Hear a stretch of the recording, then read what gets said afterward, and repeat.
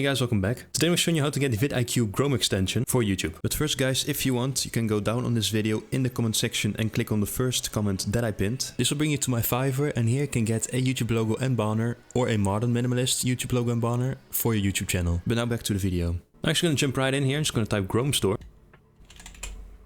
There goes basically the Google Chrome Store. Now of course I want to go to the first one right here. And up here all you have to type is really VidIQ. It's going to be this one right here, the VidIQ Vision for YouTube. Now you could also alternatively go to the VidIQ website. As you can see, let's just type VidIQ here.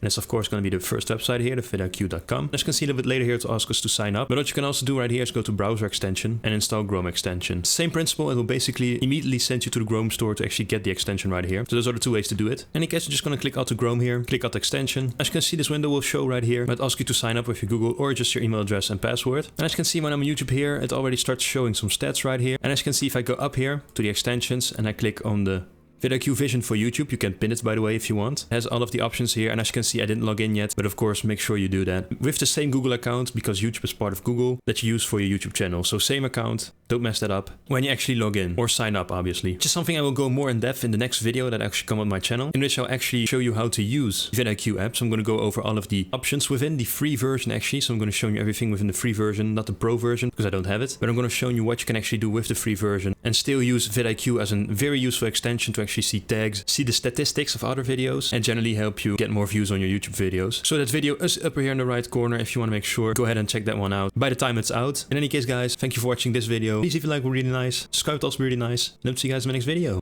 Bye.